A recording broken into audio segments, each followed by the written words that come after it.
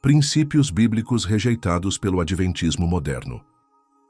Uma coisa é certa, que em breve se realizará a grande apostasia, que se está desenvolvendo e aumentando mais e mais, e continuará a fazê-lo até que o Senhor desça do céu com um clamor. Devemos manter firmes os princípios de nossa fé e seguir adiante de força e crescente fé.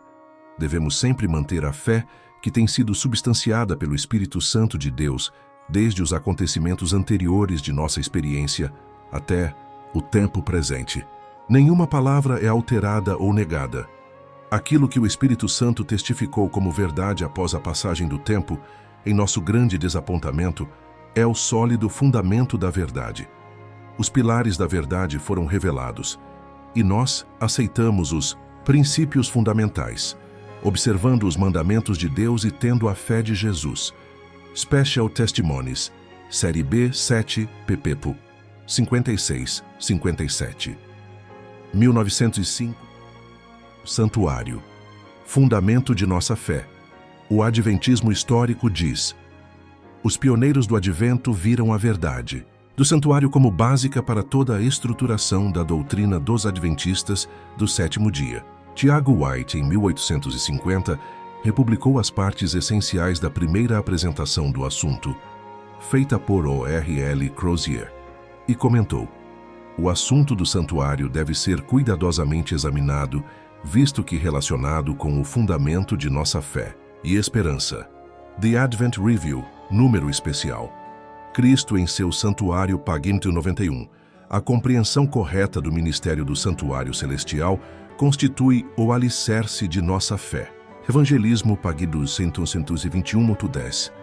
Que o santuário da nova aliança é o tabernáculo de Deus no céu, do qual Paulo fala em Hebreus 8 e mais adiante, e do qual nosso Senhor, como o grande sumo sacerdote, é ministro, que este santuário é o antítipo do tabernáculo mosaico, e que o ministério sacerdotal de nosso Senhor, associado a isso, é o antítipo do ministério dos sacerdotes judeus da antiga dispensação, Hebreus 8, 1-5.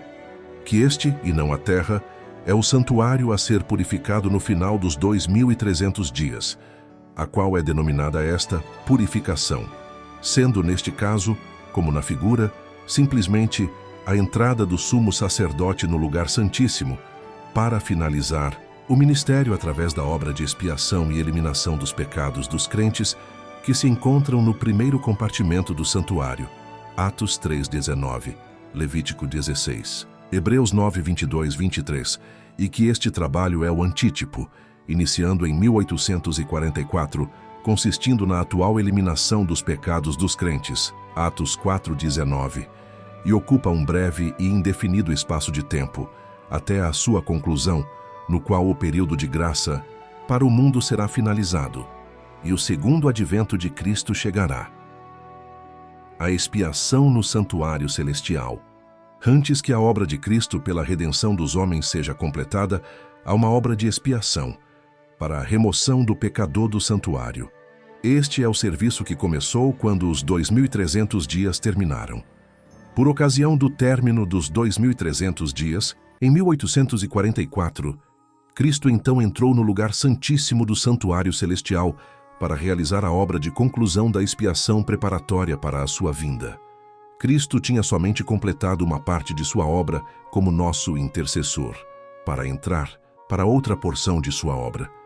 E ele ainda pleiteia o seu sangue perante o Pai em benefício dos pecadores. O conflito dos séculos, página 421, 422, 429. Cristo é representado como continuamente permanecendo perante o altar, oferecendo momentaneamente o sacrifício pelos pecados do mundo. Um mediador é essencial por causa da contínua prática do pecado. Jesus apresenta a oblação por toda ofensa e cada falha do pecador. Manuscrito 50-1900. Enquanto o juízo investigativo prosseguir no céu, enquanto os pecados dos crentes arrependidos estão sendo removidos do santuário, deve haver uma obra especial de purificação ou de afastamento de pecado entre o povo de Deus na terra. G.C. Pagni 425. Numa representação que passou perante mim, vi certa obra sendo realizada. O fundamento de nossa fé, estabelecido com tanta oração, tão zelosa pesquisa das Escrituras, estava sendo derribado, pilar por pilar. Nossa fé nada deveria ter sobre que se firmar. O santuário tinha sido eliminado, a expiação tinha sido eliminada. Manuscrito 46, 18 de maio de 1904. Satanás está lutando continuamente para introduzir suposições fantasiosas com respeito ao santuário, deturpando as maravilhosas representações de Deus e do ministério de Cristo por nossa salvação em algo que se ajusta à mente carnal. Ele remove o seu poder dominante dos corações dos crentes e coloca em seu lugar teorias fantásticas inventadas para tornar nulas as verdades da expiação e destruir nossa confiança nas doutrinas que temos mantido sagradas desde que a mensagem do terceiro anjo foi primeiro dada. Assim, ele nos roubaria a fé na própria mensagem que nos fez um povo separado e tem dado caráter e poder à nossa obra. Special Testimonies, Série B 7, página 17. O Adventismo moderno diz: quando, portanto, se ouve um adventista dizer, ou se lê na literatura adventista, mesmo nos escritos de Ellen G. White, que Cristo está fazendo expiação agora, deve-se compreender que queremos dizer que Cristo está agora fazendo a aplicação dos benefícios da expiação sacrificial que efetuou na cruz. Questões sobre doutrinas Pag 160. Em busca de identidade Pag 64-65. No livro Questions on Doctrines, Perguntas sobre Doutrinas, publicado pela Review and Herald Publishing Association em 1957, documenta a nova posição oficial sobre as doutrinas de nossa fé. Na página 381.6 ele declara: Jesus apareceu na presença de Deus por nós, mas não foi com a esperança de obter algo para nós nessa ocasião, ou em algum tempo futuro. Não, ele já o havia obtido por nós na cruz. Livro Nisto Cremos. A expiação, ou reconciliação, foi completada na cruz, conforme antecipada pelos sacrifícios, e o pecador penitente pode confiar plenamente nessa obra do Senhor, concluída. Nisto Cremos 411. Nota: o que está faltando nessa nova teologia? Está faltando o ensinamento do adventismo histórico que Cristo na encarnação foi o nosso exemplo, na cruz, o nosso sacrifício e no santuário celestial é a nossa expiação. Natureza humana de Cristo. O adventismo histórico diz: cartas me têm sido mandadas afirmando que Cristo não podia ter tido a mesma natureza do homem, pois se o tivesse, ele teria caído sob tentações semelhantes. Se ele não tivesse a natureza do homem, não poderia ser o nosso exemplo. Se não fosse um participante de nossa natureza, ele não poderia ter sido tentado como o homem tem sido. Se não fosse possível que sucumbisse às tentações, ele não poderia ter sido o nosso ajudador. É uma solene realidade que Cristo veio para lutar a batalha como o homem, no lugar do homem. Sua tentação e vitória nos diz que a humanidade precisa copiar o padrão. Mensagens Escolhidas, livro 1, página 408. Se tivermos em qualquer sentido um conflito mais severo do que teve Cristo, então ele não seria capaz de nos socorrer. Mas nosso Salvador tomou a humanidade, com todas as suas desvantagens. Ele assumiu a natureza do homem, com a possibilidade de sucumbir à tentação. Nada temos a suportar que ele não tenha suportado. O desejado de todas as nações, 117. Estava na ordem de Deus que Cristo assumisse sobre si a forma e natureza do homem caído para que pudesse ser feito perfeito mediante o sofrimento. Spirit of Prophecy, volume 2, 39. Ao tomar sobre si a natureza do homem em sua condição caída, Cristo não participou em nenhuma medida de seu pecado. SDA, Bible Commentary, volume 5, 1131. Pensai na humilhação de Cristo. Ele tomou sobre si a natureza humana caída, sofredora e degradada pelo pecado. Youth Instructor, 20 de dezembro de 1900. Ele, Cristo, tomou sobre sua natureza sem pecado a nossa natureza pecaminosa, a fim de que pudesse saber como socorrer aqueles que são tentados. Medical Ministry, 181. A Bíblia diz: amados, não creiais a todo o espírito, mas provai se os espíritos são de Deus, porque já muitos falsos profetas se têm levantado no mundo. Nisto conhecereis o Espírito de Deus. Todo o espírito que confessa que Jesus Cristo veio em carne é de Deus, e todo o espírito que não confessa que Jesus Cristo veio em carne não é de Deus. Mas este é o espírito do anticristo, do qual já ouvistes que há de vir, e eis que já está no mundo. 1 João 4, 1-3. Livro do Adventismo Moderno diz, livro Movement of Destiny, Movimento Predestinado, por Leroy Edwin Fromm, publicado pela Review and Herald Publishing Association em 1971. Nas páginas 468 e 469, Fromm cita o Dr. E. Schuyler English, editor de Our Hope Magazine, revista Nossa Esperança, sobre a natureza de Cristo. O Dr. English declara: ele, Cristo, era perfeito em sua humanidade, contudo era Deus, e sua concepção, sua encarnação, foi coberta pelo Espírito Santo, a fim de que não partilhasse da natureza caída, pecaminosa dos outros homens. Fromm prossegue assegurando ao Dr. English que a maioria dos adventistas concorda com essa posição sobre a natureza de Cristo. Na página 470, Fromm declara: nós, de nossa parte, lhe asseguramos ser precisamente o que de igual modo cremos. Revista Adventista, abril de 2004, página 12.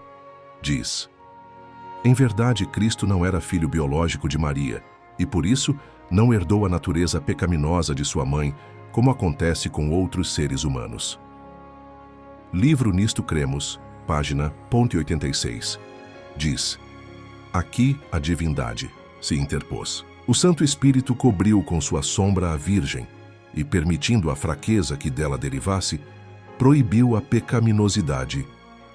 Livro Passaporte para a Vida, página 55, de Alejandro Bulon diz: Jesus tomou a nossa natureza, sim, mas no mesmo estado de Adão antes do pecado. Lembrando que a doutrina que não confessa que Cristo veio em carne humana, como a nossa, é do anticristo, o dogma da Imaculada Concepção de Maria da Igreja Católica Romana. Obediência aos mandamentos de Deus e vitória. Sobre o pecado, o adventismo histórico diz: dependentes de Cristo primeiro para a justificação de nossas ofensas, que todos têm violado a lei de Deus e não podem por si mesmos render obediência aos seus justos reclamos. Nós somos dependentes de Cristo, primeiro, para a justificação de nossas ofensas passadas, e segundo, através da sua graça, podemos render-lhe uma obediência aceitável à sua santa lei, nas horas certas que virão.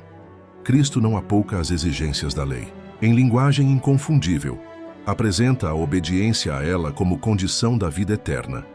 Parábolas de Jesus, 391. A salvação é obtida pela obediência voluntária. Idem, 117. O destino do homem será determinado por sua obediência a toda a lei. O desejado de todas as nações, 498. Ao homem a obra coroadora da criação, Deus deu o poder de compreender o que ele requer, a justiça e beneficência de sua lei, e as santas reivindicações da mesma para com ele, e do homem se exige inabalável obediência. Patriarcas e Profetas, 52. Se me amais, guardareis os meus mandamentos. João 14:15. Eis a soma e a essência da lei de Deus. Os termos de salvação para cada filho e filha de Adão estão aí delineados. The Seventh-day Adventist Bible Commentary, Volumeiros 1105. Desde a queda de Adão, os homens em toda a época têm se excusado por pecar, acusando a Deus por seu pecado, declarando que eles não poderiam observar os seus mandamentos. Esta é a insinuação de Satanás lançada contra Deus no céu. Mas o apelo: eu não posso observar os mandamentos, nunca precisa ser apresentado a Deus, pois diante dele apresenta-se o Salvador, tendo as marcas da crucifixão sobre o seu corpo, uma testemunha viva de que a lei pode ser guardada. Não é que os homens não possam observar a lei, mas que não querem. Review and Herald, volume 4, 303. Cristo veio ao mundo para contrafazer a falsidade de Satanás de que Deus fez uma lei que os homens não podiam observar. Tomando sobre si a humanidade, ele veio a esta terra e, por uma vida de obediência, mostrou que é possível que o homem observe a lei perfeitamente. Aqueles que aceitam a Cristo como seu Salvador, tornando-se participantes de sua divina natureza, estão capacitados a seguir o seu exemplo, vivendo em obediência a todo o preceito da lei. Através dos méritos de Cristo, o homem deve mostrar, por sua obediência, que poderia ser digno de confiança no céu, de que não se rebelaria. The Faith I Live By, 114:1. Aquele que tem o amor de Deus no coração não teme inimizade contra a lei de Deus, mas prestará voluntária obediência a todos os seus mandamentos, o que constitui o cristianismo. O amor vem a ser o cumprimento da lei, e é o dever de todo filho de Deus prestar obediência a seus mandamentos. Sons and Daughters of God, 51. Somente para aqueles que retornam a sua aliança a Deus, somente para aqueles que obedecem a lei, que violaram, será de alguma valia o sangue de Cristo. Cristo suporta a penalidade das transgressões passadas do homem e, por comunicar ao homem a sua justiça, torna-lhe possível observar a santa lei de Deus. SDA, Bible Commentary, Vol. 6092. Após o período de graça, se formos achados transgressores da lei de Deus, o Deus de amor será achado um ministro de vingança. Deus não faz compromisso com o pecado. O desobediente será punido. Mensagens Escolhidas, livro 1, 313. A única questão que se apresenta no julgamento será: foram eles obedientes aos meus mandamentos? Obreiros Evangélicos 315. O evangelho, que deve ser pregado a todas as nações, tribos, línguas e povos, apresenta a verdade em linhas claras, mostrando que a obediência é a condição para se obter a vida eterna. Idem, volume 7, 972. Ele, Cristo, havia observado os mandamentos de seu Pai, e nele não havia pecado que Satanás pudesse empregar para a sua vantagem. Esta é a condição em que aqueles que permanecerão firmes no tempo de angústia devem ser achados. O conflito.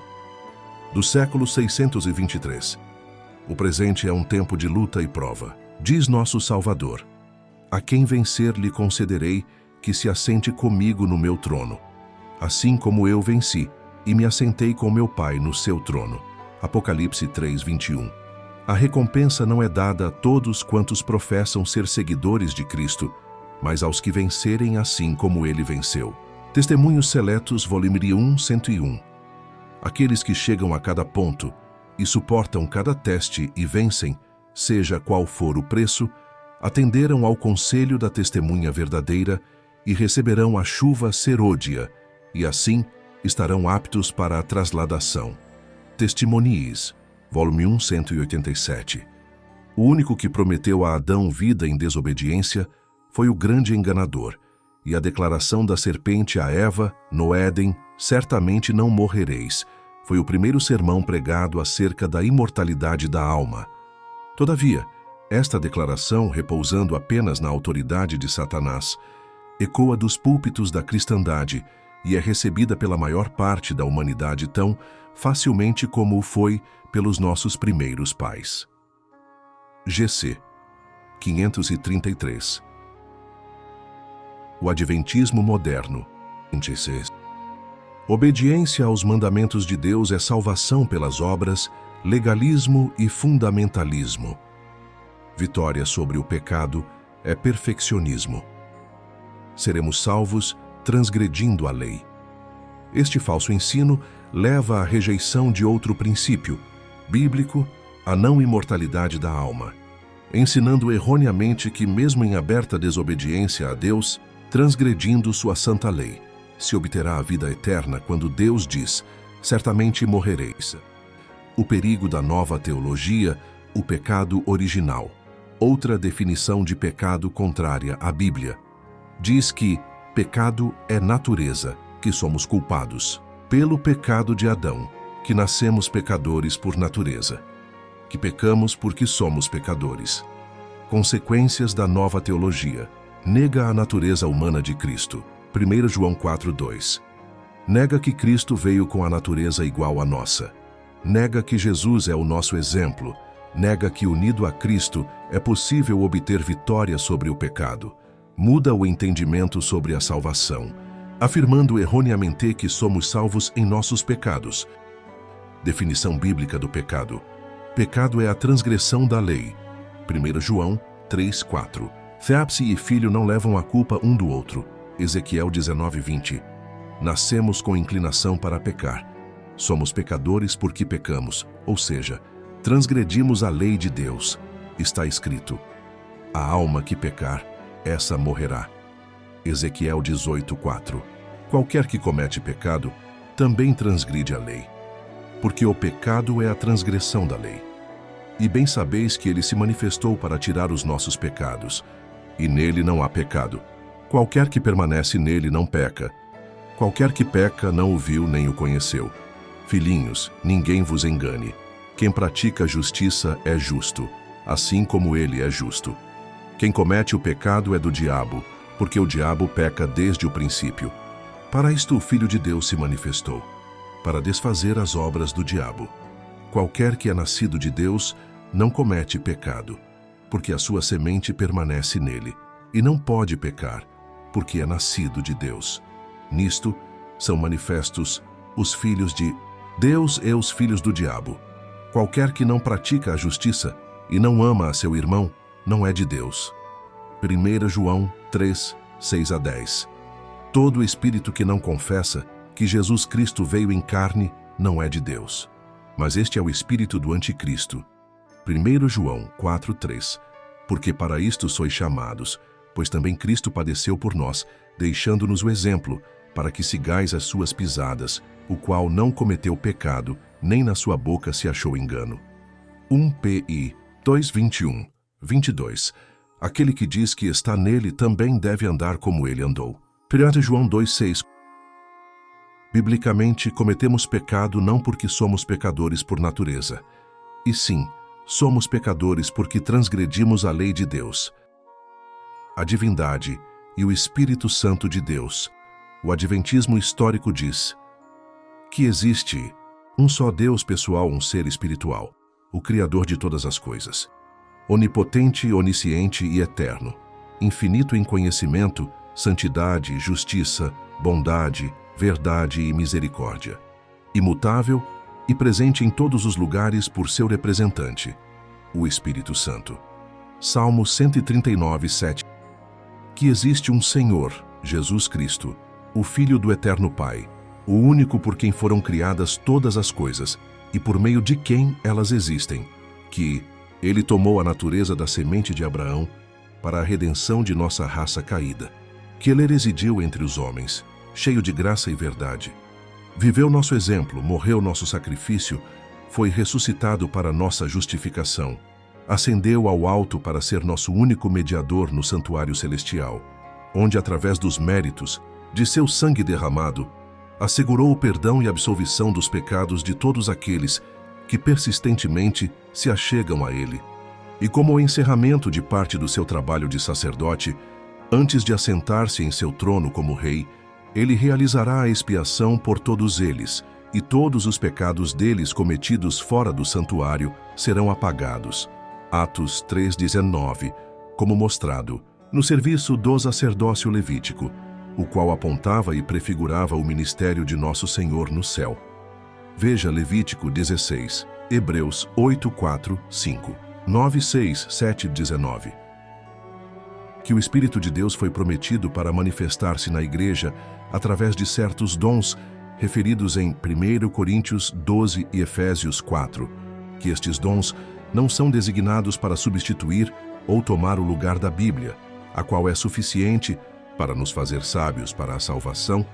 Além disso, a Bíblia pode nos fazer entender a posição do Espírito Santo, em específico os vários canais de sua operação, que o Espírito Santo foi feito simplesmente provisão em relação à sua própria existência e presença com o povo de Deus para o fim dos dias, a fim de guiá-los à compreensão da palavra, a qual ele inspirou para convencer do pecado e realizar uma obra de transformação no coração e na vida.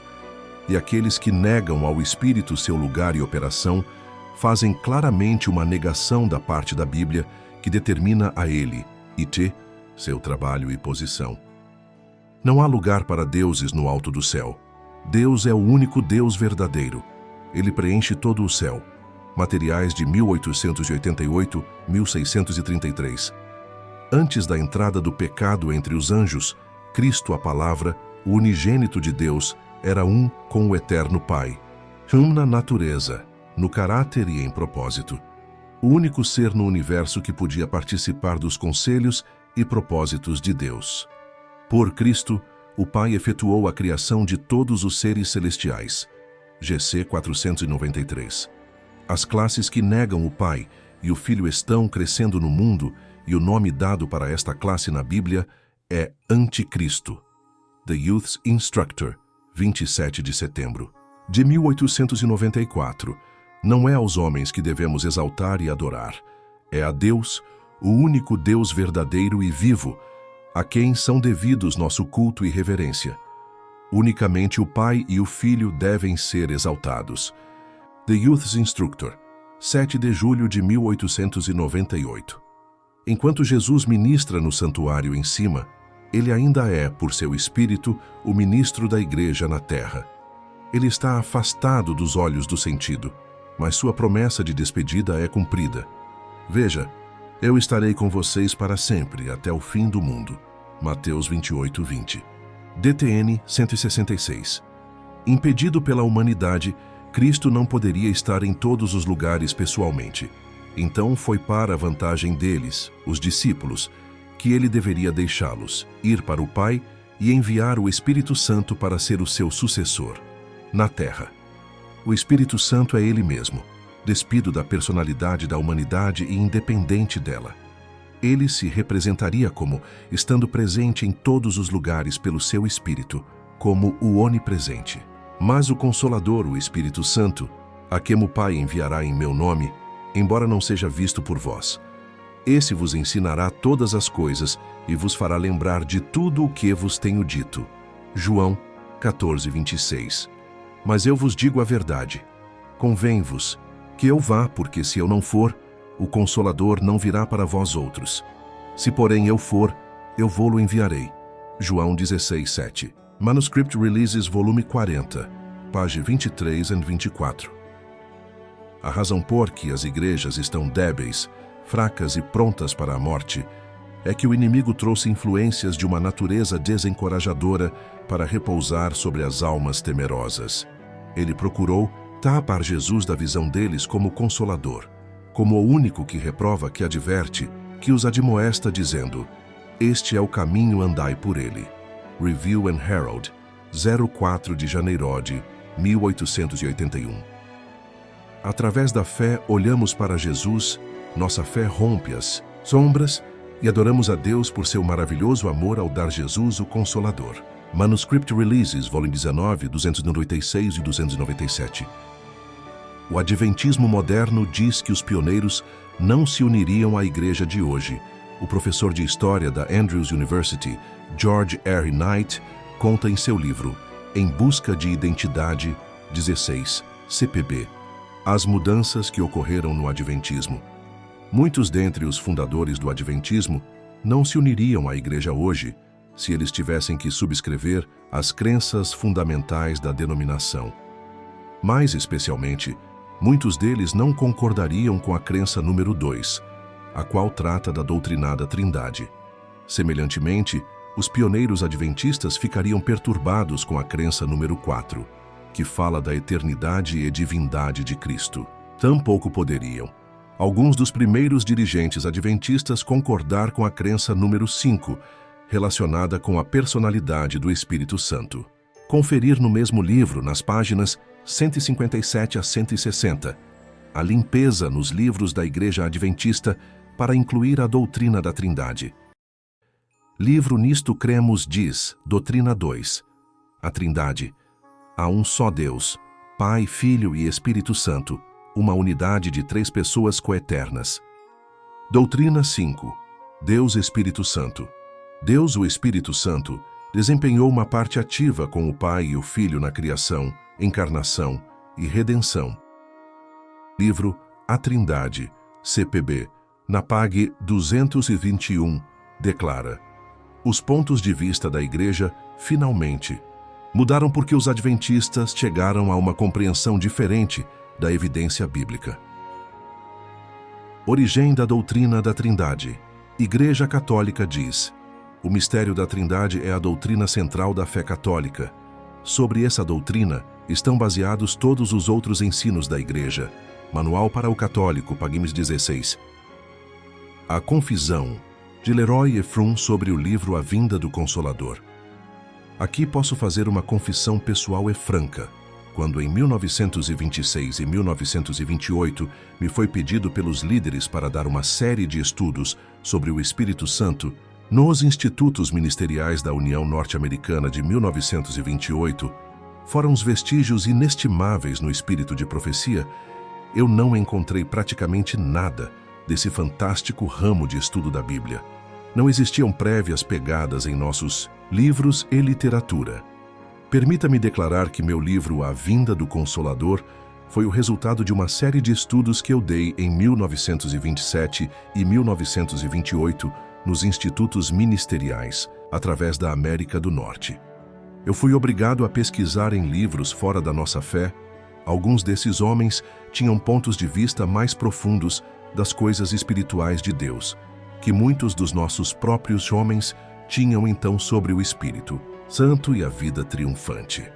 Alguns homens negaram isto, continuam negando, mas o livro foi gradualmente sendo aceito como padrão. Você não imagina como eu fui atacado por alguns mais antigos, porque eu insisti na personalidade do Espírito Santo como uma terceira pessoa da divindade. Leroy Efron, Movement of Destiny, 322. Pastores da Igreja Adventista de hoje negam que Jesus é o Filho de Deus. Pastor Steve Casey, Ph.D. Deus o Pai não tem um menino chamado o Filho de Deus. Nós usamos esses termos para ajudar a compreender que as partes da divindade são separados, mas estreitamente ligados. Como um pai e filho estão juntos. Steve Case, Signs of the Times, março 2011. Gordon Jenson. Um plano de salvação foi englobado no pacto feito pelas 3 pessoas da divindade para erradicar o pecado e rebelião do universo e para restaurar a harmonia e paz. Um dos seres divinos aceitou o papel de pai, outro o papel do filho. Adventist Review, outubro 31, 1996. Gerhard P. Fandel. A filiação de Jesus, no entanto, não é ontológica, não é real, mas funcional no plano de salvação de cada membro da Trindade. Cada um aceitou um papel particular. A Trindade na Escritura por Gerhard Pfandel, Instituto de Pesquisa Bíblica, Silver Spring, M.D. Junho, 1999. Livro A Trindade, da Casa Publicadora Brasileira, chega a afirmar que Deus não pode ser de fato Pai nem Jesus Cristo ser seu Filho, porque então o Espírito Santo teria que ser a mãe. Livro A Trindade, página 107. Aos Testemunhos, 2 Pedro 2, 1 e 2. Aqui o apóstolo indicou uma das mais assinaladas características dos ensinadores espíritas. Eles se recusam a reconhecer a Cristo como o Filho de Deus. Com relação a tais instrutores, o amado João declara: quem é o mentiroso, senão aquele que nega que Jesus é o Cristo? É o anticristo esse mesmo que nega o Pai e o Filho. Qualquer que nega o Filho também não tem o Pai. 1 João 2, 22 e 23. Patriarcas e Profetas, 686. Minha mensagem é: não mais consintais sem protestar contra a perversão da verdade. Fui instruída a advertir nosso povo, pois muitos estão em perigo de receber teorias e sofismas que minam os pilares fundamentais de nossa fé. Letter to the Physicians and Ministers, Series B 2, Pagundo 15. Nos passados 50 anos, cada fase da heresia tem sido trazida sobre nós para obscurecer nossas mentes com relação aos ensinos da palavra, especialmente com relação à ministração de Cristo no santuário celestial. Mas os marcos guias que nos têm feito o que somos devem ser preservados. E serão preservados como Deus tem significado através de sua palavra e do testemunho de seu Espírito. Ele nos chama para ficarmos firmes, com as garras da fé aos princípios fundamentais que estão baseados em inquestionável autoridade. Letter to the Physicians and Ministers, Series B, 2, Pag. 59. Imaginais que quando vejo o início de uma obra que removeria alguns dos pilares de nossa fé, eu teria algo a dizer? Devo obedecer à ordem.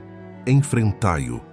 Letter to the Physicians and Ministers, Series B, 2, Pag. 58.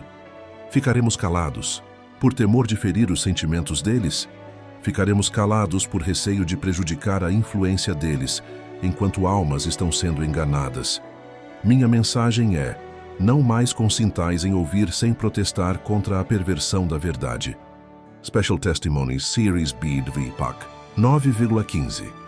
Os que tentam introduzir teorias que removeriam os pilares de nossa fé quanto ao santuário ou quanto à personalidade de Deus ou de Cristo estão agindo como cegos.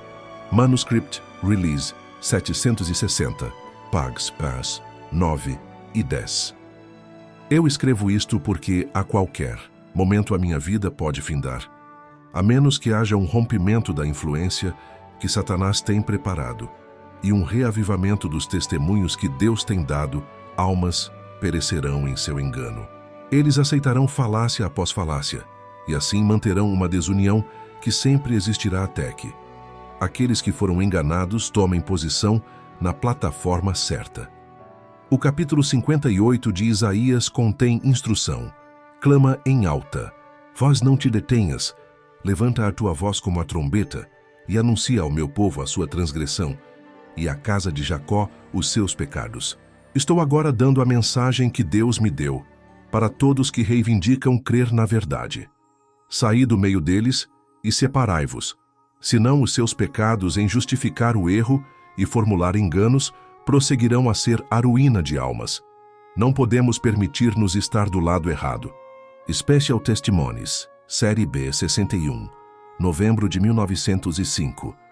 Líderes adventistas que têm rejeitado a luz estão inflamados com loucura contra a santa lei de Deus, assim como a nação judaica estava contra o Filho de Deus. Eles estão em terrível engano, enganando a outros e sendo eles mesmos enganados. Testemunhos para a Igreja, volume 2, Pagin 452. As três mensagens angélicas. O Adventismo histórico diz: nossa tarefa consiste em proclamar ao mundo a primeira, segunda e terceira mensagens angélicas. Testemunhos seletos, volume 3, Pag. 128. A verdade contida na primeira, segunda e terceira mensagens angélicas deve ir a toda nação, tribo, língua e povo. Ela deve iluminar as trevas de todo o continente e estender-se às ilhas do mar. Coisa alguma de invenção humana deve ter licença de retardar esta obra. Evangelismo Pagembi 707.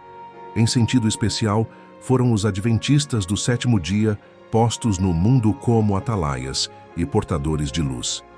A eles foi confiada a última mensagem de advertência a um mundo a perecer.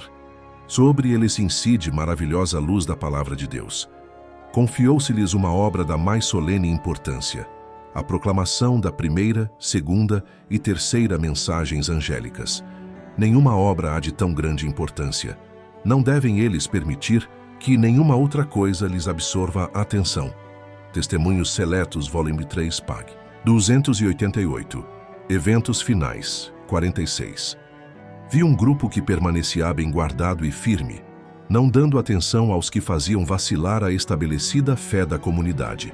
Deus olhava para eles com aprovação.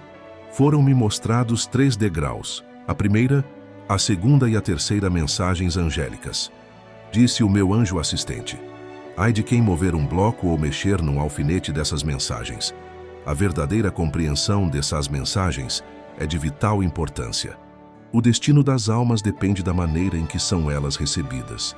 História da Redenção, Pag 385. A mensagem do terceiro anjo. Deus está despertando uma classe de pessoas para dar o alto clamor da terceira mensagem angélica. Volto 3, Pag 410. O terceiro anjo é representado voando no meio do céu, simbolizando a obra dos que proclamam a primeira, a segunda e a terceira mensagens angélicas. Todas estão ligadas. Satanás procura constantemente lançar sua sombra infernal sobre estas mensagens, para que o povo remanescente de Deus não discirna claramente sua importância, seu tempo e lugar, mas elas vivem e devem exercer seu poder sobre a nossa experiência religiosa, enquanto durar o tempo. 3.405. Nas igrejas deverá haver admirável manifestação do poder de Deus. Na manifestação desse poder que ilumina a terra com a glória de Deus, eles só verão alguma coisa que, em sua cegueira, consideram perigosa. Alguma coisa que despertará os seus receios e se disporão a resistir-lhe.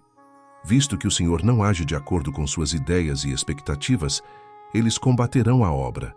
Por que, dizem eles, não reconheceríamos o Espírito de Deus se temos estado na obra por tantos anos? A mensagem do terceiro anjo não será compreendida, e a luz que iluminará a terra com sua glória será chamada de falsa luz pelos que recusam andar em sua glória progressiva. Eventos finais, página 180.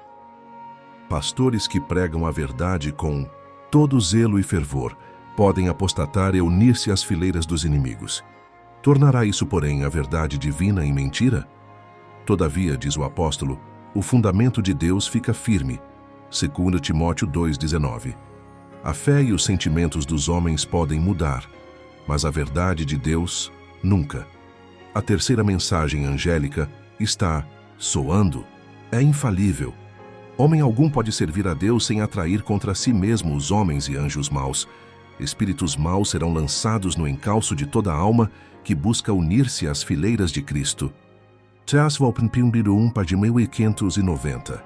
A verdadeira religião, a única religião da Bíblia que ensina o perdão somente mediante os méritos de um Salvador crucificado e ressurreto, que advoga a justificação pela fé no Filho de Deus, a terceira mensagem angélica, tem sido diminuída, criticada, ridicularizada e rejeitada. Testemunhos para Ministros 468. Até que Cristo apareça nas nuvens do céu, com poder e grande glória, os homens se perverterão no espírito e se desviarão da verdade para as fábulas. A igreja verá ainda dias trabalhosos, profetizará, vestida de saco. Mas se bem que tenha de enfrentar heresias e perseguições, embora tenha de combater contra infiéis e apóstatas pelo auxílio de Deus, ainda ela está esmagando a cabeça de Satanás. O Senhor terá um povo tão verdadeiro como o aço, de fé tão firme como o granito. Eles devem ser-lhe testemunhas no mundo, instrumentos seus para realizar uma obra especial, gloriosa, nos dias de sua preparação. Testemunhos, seletos, Volri, 2 Pag, 590. Será que o adventismo moderno crucificou as três mensagens angélicas? Vi que assim como os judeus crucificaram a Jesus, as igrejas nominais haviam crucificado essas mensagens, as três mensagens angélicas, e por isso mesmo não têm conhecimento do caminho para o Santíssimo, e não podem ser beneficiadas pela intercessão de Jesus ali. Como os judeus que ofereciam seus inúteis sacrifícios, elas oferecem suas inúteis orações dirigidas ao compartimento de onde Jesus já saiu. E Satanás, eufórico com o engano, assume um caráter religioso e dirige a mente desses professos cristãos para si mesmos, operando com o seu poder com seus sinais e prodígios de mentira, para retê-los em seu laço. Primeiros Escritos, Pagim de 260. Com espanto ouvirão o testemunho de que Babilônia é a igreja, caída por causa de seus erros e pecados, por causa de sua rejeição da verdade, enviada do céu a ela. As três mensagens angélicas e os testemunhos. O grande conflito, Pagim 612. Resumo princípios bíblicos rejeitados pelo adventismo moderno. Princípio bíblico, expiação no santuário celestial, juízo investigativo. Operação do erro, expiação concluída na cruz. Princípio bíblico, natureza humana de Cristo, pós-queda de Adão. Operação do erro, natureza humana de Cristo, pré-queda de Adão, dogma da Imaculada Concepção de Maria Católica Romana. Princípio bíblico, a divindade, o Pai e o Filho. Operação do erro, a Trindade, três seres coiguais, coeternos, coexistentes. Nega o Pai e o Filho. Princípio bíblico, o unigênito Filho de Deus gerado desde a eternidade. Operação do erro, Jesus não é o Filho de Deus, é filho de Maria somente. Princípio bíblico, obediência aos mandamentos de Deus e a fé de Jesus. Operação do erro, desobediência aos mandamentos de Deus e somente fé em Jesus. Princípio bíblico, a não imortalidade dos transgressores da lei. Operação do erro, imortalidade da alma, vida eterna para os transgressores da lei de Deus. Princípio bíblico, as três mensagens angélicas. Operação do erro, mensagens ecumênicas babilônicas. Próximo e último princípio bíblico a ser rejeitado, o sábado, o selo de Deus. Operação do erro, exaltação do domingo, a marca da besta. Após a verdade ter sido proclamada como testemunho a todas as nações num tempo em que todo o poder concebível da maldade é posto em operação, e há um remover dos marcos básicos, e quando há uma tentativa de derrubar os pilares de nossa fé, então um esforço mais decidido é feito para exaltar o falso sábado, domingo, e lançar o próprio Deus ao desprezo por suplantar o dia que ele abençoou e santificou. Letter 1F 1890. Mensagens escolhidas, livro 3, 406. Jerusalém é uma representação do que a Igreja será se recusar caminhar na luz que Deus concedeu. Por rejeitar as advertências divinas nos nossos dias, os homens estão repetindo os pecados de Jerusalém. Testimonies, volume 8, 67, 68. Mas o Israel de nosso tempo tem a mesma tentação de fazer pouco caso e aborrecer o conselho a exemplo do antigo Israel. A negligência em arrepender-se e obedecer à sua palavra trará consequências tão sérias sobre o povo de Deus hoje como o mesmo pecado provocou ao antigo Israel. Há um limite além do qual ele não mais retardará os seus juízos. A desolação de Jerusalém permanece como uma solene advertência perante os olhos do moderno Israel, de que as correções dadas mediante os seus instrumentos escolhidos não podem ser desconsideradas com impunidade. Testimonies, volume 4, 165 a 167. Aqui vemos que a Igreja, o santuário do Senhor, foi a primeira a sentir o golpe da ira de Deus. Os anciãos, a quem Deus havia concedido grande luz e que se postaram como guardiães dos interesses espirituais do povo, haviam traído o seu depósito. Assim, paz e segurança é o clamor dos homens que nunca outra vez erguerão a voz como trombeta para mostrar ao povo de Deus as suas transgressões e à casa de Jacó os seus pecados. Esses cães mudos que não querem ladrar são os que sentem a justa vingança de um Deus ofendido. Homens, virgens e crianças, todos perecerão juntos. Eles foram outrora servos fiéis, favorecidos com a sua presença e direção, mas apartaram-se dele e conduziram outros ao erro, e, portanto, são trazidos sob o desprazer divino. Testimonies, volume 5, 211 e 212. TS, volume 2, páginas 65 e 66. Ler Ezequiel, capítulos 8 e 9. O adventismo moderno está repetindo a apostasia do antigo Israel. O Senhor declara que a história passada se repetirá ao encerrarmos a obra. Me, volume 2, 390. Os profetas de Deus falaram menos para o seu próprio tempo do que para as eras vindouras, e especialmente para a geração que viveria em meio às últimas cenas da história desta terra. Signs of the Time, volume 3, 445. Prepara-te, ó Israel, para te encontrares com o teu Deus. Link do estudo completo em PDF nos comentários.